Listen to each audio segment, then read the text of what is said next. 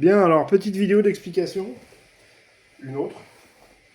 Parce qu'apparemment la vidéo épinglée, elle n'est pas explicite. Voilà, j'ai donc une cycloïde qui a 5 lobes, 1, 2, 3, 4, 5, qui est montée sur un système XY. Donc elle ne tourne pas sur elle-même, c'est du XY.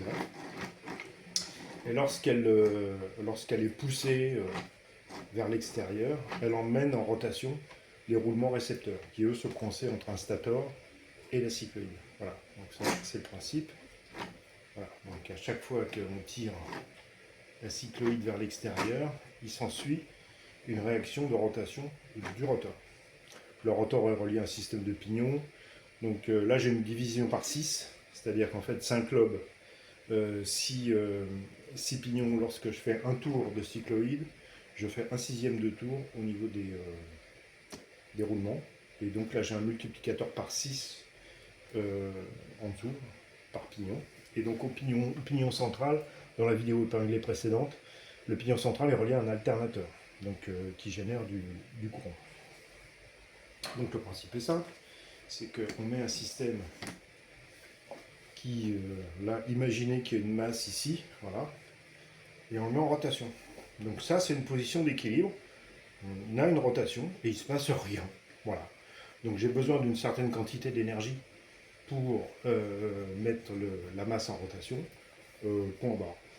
Puis, dans la vidéo épinglée, parvenu à une certaine vitesse, finalement, le système se met à s'excentrer.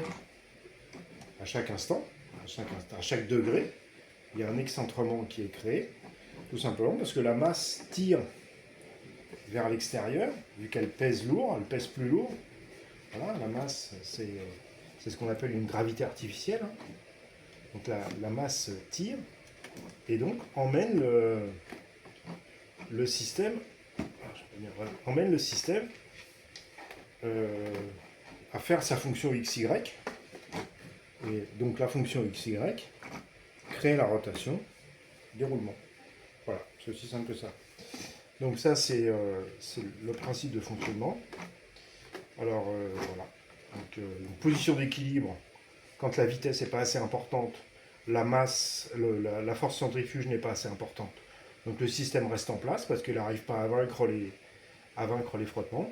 Et puis à un moment donné, parvenu à une certaine vitesse, et bien, la force centrifuge est plus importante. Et à ce moment-là, les frottements sont vaincus et on arrive à entraîner le système. Et c'est comme ça que dans la vidéo épinglée, j'arrive à créer du courant et à allumer des lumières. Voilà. J'ai pas pu aller plus haut, pardon, parce que tout ça c'est du plastique, c'est du PLA, donc c'est pas très solide. Là j'ai des fentes de partout qu'on voit ici, ça c'est en train de mourir ici, enfin bon bref, il y a plein de choses qui sont pas suffisamment solides pour que ça puisse créer plus de couple. Il aurait fallu que j'ai une cycloïde qui soit en acier, et le problème c'est que l'acier, c'est du découpage laser et tout, j'ai absolument pas les moyens de faire ça, c'est beaucoup trop cher pour ma bourse. Et donc voilà. Donc c'est pour ça que j'ai choisi une autre option, qui est donc les plateaux. Donc ça c'est un principe similaire, mais pas identique. Et c'est pour ça que je suis pas sûr qu'il fonctionne aussi bien. Voilà, donc c'est pour ça que je dis je sais pas où je vais, c'est parce qu'effectivement ce système-là n'est pas tout à fait identique. Ça reprend le même principe, mais il y a une petite différence quand même, et je voudrais pas que cette petite différence en crée trop justement, et que mon système s'arrête de fonctionner. Voilà, donc force centrifuge, hop, crée une poussée, et la poussée est récupérée par le rotor qui se met en rotation. Voilà. C'est juste ça que je voulais vous faire comprendre.